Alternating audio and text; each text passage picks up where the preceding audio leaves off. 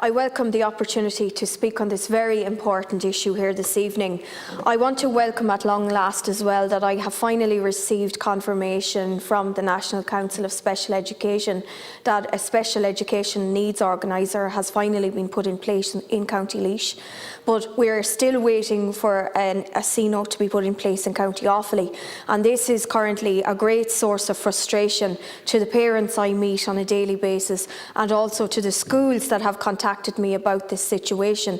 I feel it's absolutely unacceptable to have such a critical person missing to help parents, and that person isn't there. I feel totally unacceptable. I understand that the CNO is to be put in place by the end of July, and I would just ask both ministers to ensure that that happens. Parents are exhausted trying to fight for their children with special needs. I meet these parents, as I say, on a continuous basis. It's very unfair. They face barrier after barrier, and they do need help, they do need assistance, and the CNO should be in place in County Offaly. There's no excuse for the delays that has been there already. It's been a long drawn out process, but needs to happen, as I say, by the end of July as promised.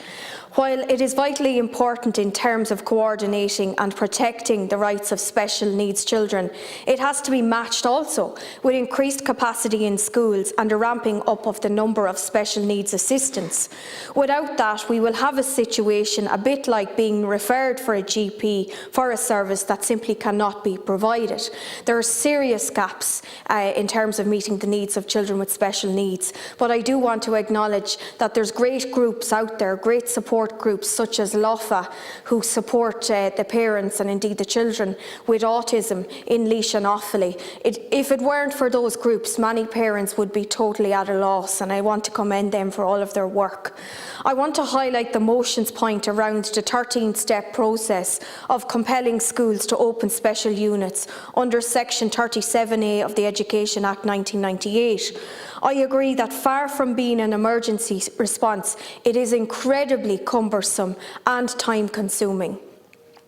It's also a useful political trick of being seen to do something, but in reality doing nothing to actually improve the situation in a very simple and practical way.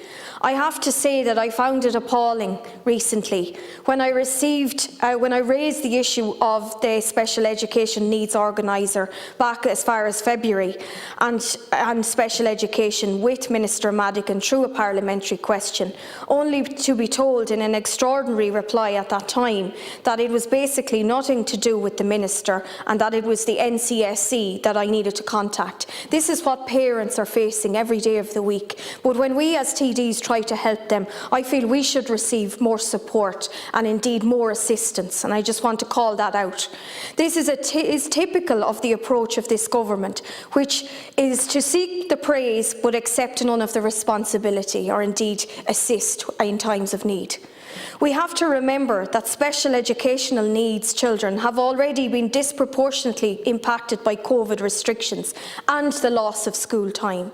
Indeed, the Education Committee on which I sit on was told by the National Principals Forum that over half, 53.6% of principals surveyed, observed an increase in special educational needs children returning to school. The NPF further notes that this increase could be caused by the loss of engagement, skills, learning and human connection regarding students with special educational needs. All of the challenges, are unacceptable, and I just want to ask the Minister if she will take action on these issues.